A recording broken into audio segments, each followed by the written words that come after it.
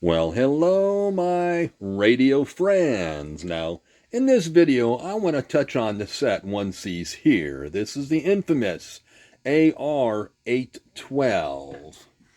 And according to Eric Winos, it was introduced March 4th of 1924.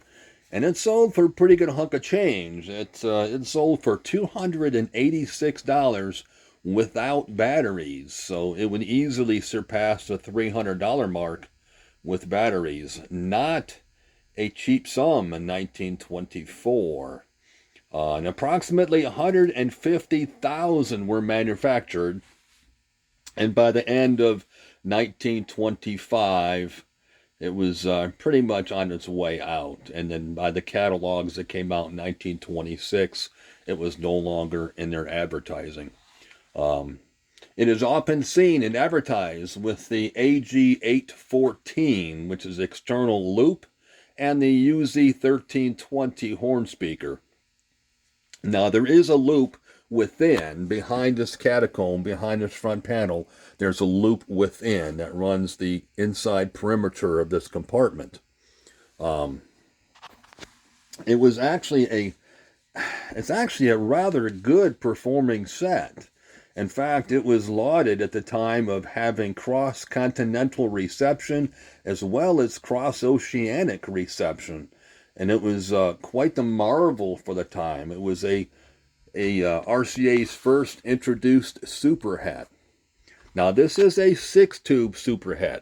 RCA also had an 8-tube. This is a 6-tube catacomb, as they call it. It is the same chassis configuration as one will find in the Radiola 24, Radiola 26, and the Radiola Super 8. But ironically enough, RCA did not sign a numerical reference to this particular set. They just left it as the AR-812. The has two battery compartments on each side, one here and of course one on the opposite side. This particular set was portable. There is a handle on top, which I am missing. In fact, majority of them are missing the handle.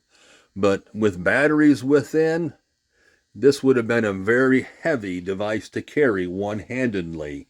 It was portable and by theory, but in all practicality, not real portable. They're an often overlooked set by collectors. But I have to say, I was keeping an eye on one on eBay because this one has been refinished by somebody long before me. I've had this in my collection for probably 20 years. I bought it in a radio show outside of Chicago. It was either Willowbrook or Bolingbrook. I don't recall. But they had one on eBay that was all original. And I really wanted to, I was watching that. But it sold for over $500 to my surprise. So just maybe these AR-812s are garnering some attention amongst collectors. One more thing, if I may add. There is primarily two runs of this particular set. Prior to September of 24 and after September of 24. And one of the earliest or easiest ways to identify the earliest run, as one will notice on these knobs, it's a very smooth finish. On the ones prior to September of 24, one will see a ring, a little circular ring in the center of the large dials. I happen to have a Radiola Super 8 that does have the circular rings in it, so identifies that once again as a prior to September of 24. So take a look at your AR-812s. Look for that ring. But anyway, I just wanted to bring this set forward, share a little bit of information about it.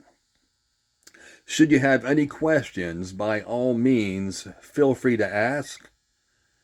And of course, as always, until next time.